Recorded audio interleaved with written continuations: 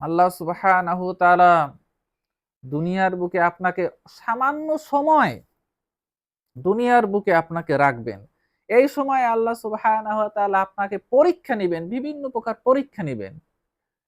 বিভিন্ন প্রকার পরীক্ষা আপনার ঈমানের উপর পরীক্ষা আসবে। আপনি যদি ঈমানদার হয়ে থাকেন, তাহলে ঈমানের উপর পরীক্ষা আসবে। আর যদি ঈমান নাই থাকে তাহলে তো কোনো পরীক্ষা আসবে না, বিনা হিসাবে জাহান্নামে।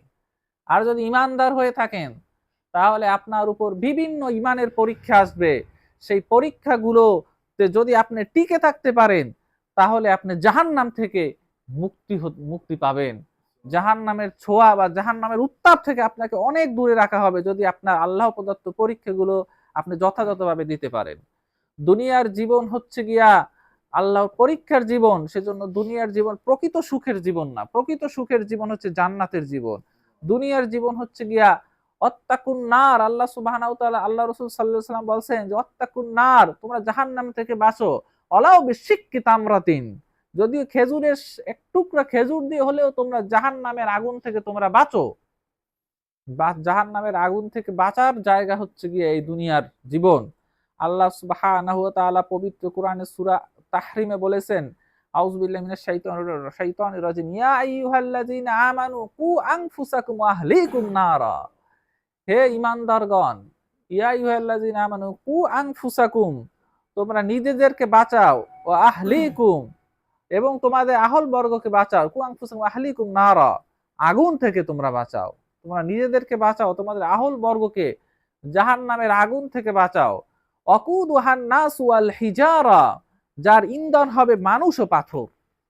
যে জাহান্নামে জ্বলার জন্য থাকবে কি মানুষ ও পাথর দিয়ে জাহান্নাম জ্বলতে থাকবে।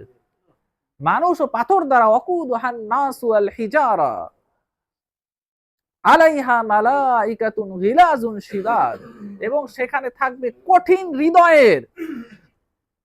হৃদয়ের নির্মম ফেরেশতারা থাকবে, তার নিযুক্ত, তাকে তাদের মানুষদেরকে শাস্তি দেওয়ার জন্য। আলাইহা মালাইকাতুন গিলাজুন শিদাদুল লা ইয়াসুনাল্লাহা মা আমারাহুম ওয়া ইয়াফআলুনা মা ইউমারুন।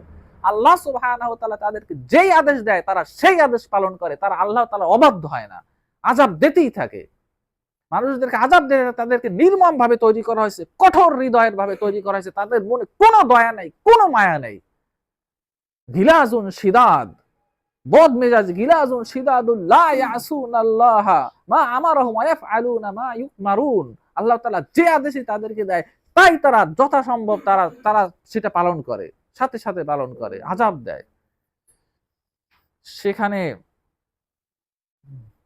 ইন্ধন হচ্ছে গিয়ে মানুষ ও পাথর। সেই জাহান্নামের ভয় আপনার আমার ভিতর থাক